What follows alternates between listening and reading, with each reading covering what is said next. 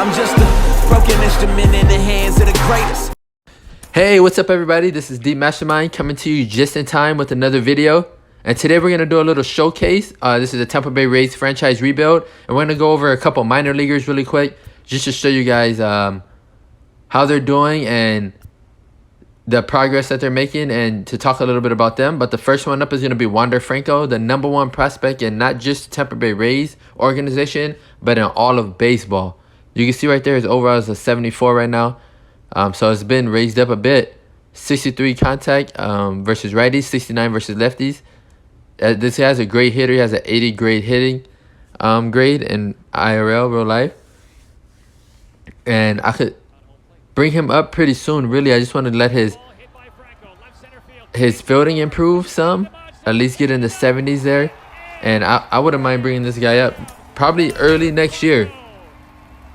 But you have the Durham Bulls right here going against the Nashville Sounds. And we're going to see what we can do with them. He's off to a rough start, I believe, to start this year off. But it's just the first month. Nothing to get worried about. He's only about 19 years old, I believe, in AAA. So he's very, very young. Very, very young. In AAA. And in real life right now, he's crushing it, though. In real life, he's batting about 330. Good amount of home runs already, and he's shown an ability to be a very good fielder so far. And they switch him around a little bit between shortstop and third base, just because they have a lot of prospects that can play up the middle as well. But here goes his first at bat right here on a 2-2 count, and he grounds out softly to the second baseman as that high curveball kind of threw him off, and he couldn't hang back on it.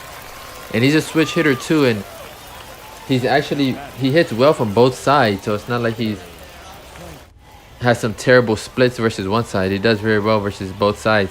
So a 2-2 count now on the top of the third, and he goes out striking down. He goes down there striking out on a inside fastball. And now we move on to the top of the sixth and a 0-0 count. Still nobody scored in this game so far. 0-0. Let's see if we can get this on the board. And that one's going to sneak through the second base. Oh my goodness. He made a crazy diving play to rob him of a hit. Oh my goodness. Are they going to take another look at that? Man, that was nice. Oh, here we go. A little opportunity right here to get in some, drive in some runs here. RBIs. Boost up that clutch attribute. Runners on first and third. Fouled that one back. But yeah, man, this guy's the future. He's a future star. He's one of the most highly touted prospects to come out in a while as far as batters go. Okay, that wild pitch. Oh, he didn't come home on it. They didn't come home from third base. It didn't bounce too far away from the catcher. And now they're going to walk him. They're going to intentionally walk him. That's how feared he is in the minor leagues. Is they're going to intentionally walk him right here. That is tough. We wanted a chance to hit there. So that's going to do it for his short little preview debut. We're going to go ahead and move on to our next prospect. And it's going to be Luis Patino. Luis Patino is a very highly touted pitching prospect that already had a little cup of coffee already with the San Diego Padres, I believe. He came over in a trade with them for the Blake Snell trade, if I'm not mistaken. And he did horrible in his first little stint with the Padres, but this guy still has a lot of potential. This guy throws very hard, anywhere from like 97 to 100. He has a nice curve slider, and the Rays started off the year this year using him in relief, but then they sent him back down to AAA to stretch him out so he could be a starter again. As you can see there, look, he's throwing 98. And the thing with him is going to be to get his control. He really needs to get his control under wraps. He walks a lot of batters.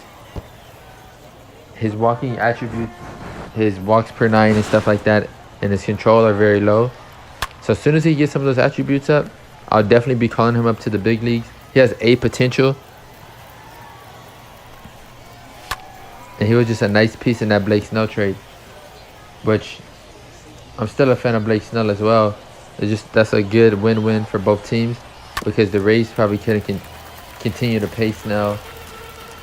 And after last year, what happened with Snell and the management, I don't think he would be happy still playing for the same team. And you don't want that type of atmosphere in your clubhouse. Where he got pulled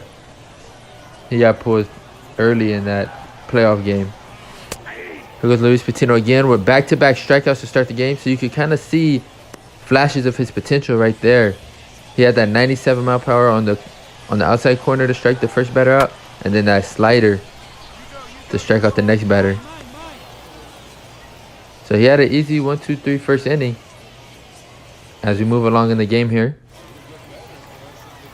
in the bottom of the second now, 2-2 count.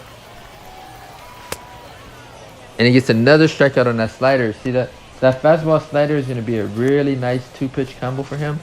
And he has a third pitch as well, but I think it'll really benefit him if he can get maybe a fourth pitch added to his repertoire if he wants to be a starter. But he has that fastball, changeup, slider mix right now. If we add in either like a cutter or a curve, something like that, it might really help him out. But they fight off that slider right there for a single. So 2 outs and a 1-2 count. He strikes him out on a high fastball on the inside corner. Beautiful piece of pitching right there, and that's some of the potential he has. But I really look forward, guys, to seeing these prospects grow with the Rays. Oh, is that going to get out of here? No, it's going to stop at the warning track. We have so many good prospects to show you. I'm going to keep bringing you guys these showcases. And if somebody performs really well in the showcase, hey, you never know. We might bring him up. Like right now, Patino's off to an excellent start. That's 4 strikeouts in 2 innings. He's doing very, very well. But I don't think there's a better farm system right now in the MLB than the Tampa Bay Rays. The San Diego Padres were up there previously. But the Rays, they have about 10 prospects that are 50 grade or up, which is pretty amazing when most teams only have about a handful at most. And they have 10. They have so many great young players that are going to keep growing, which fits their model perfectly because they don't spend a lot of money. Their budget is one of the lowest in the MLB. So they have to develop these young players. And they're constantly making trades, constantly moving around players to get more young players and ship off any veterans that they have. And somehow they continue to compete at the highest level. Right now they actually have the highest win percentage, I believe, in the whole MLB. They're the first team to 40 wins. I remember that. The Yankees are supposed to be this juggernaut of a team this year, and the Rays said, not on my watch. And they've been in control of that division for a good part of the season already now. After they had started off rough, they went on a huge streak. And that's probably going to do it right there for Luis Patino in the bottom of the 8th inning. He allowed a single right here. Oh, he's still in? That's good. They're really stretching him out. Oh, man. Did he get that? Nope. That's going to be a fly to left field. This camera angle, when you play as a player lock, it scares you a lot. Every ball seems like it's going to get off the... And that's going to be it for Luis Patino right there. So he pitched 7 1/3. I mean, you can't ask much more from the young little starting pitcher. I look forward to continue to see his development. And let's see if the Durham Bulls ended up winning this one. Yes, they did, as everyone's tapping hats. There goes Wander Franco messing around with Vital Brujan. Look at those boys. Look at those boys. Those guys hype me up. I can't wait until they're on the team. Probably next year, but still. Look at Brendan McKay right there. These are some young studs right here. Having fun down there for the Durham Bulls. We'll see what we're going to do later on in the season, but that's going to do it for this showcase. Catch you guys in the next video.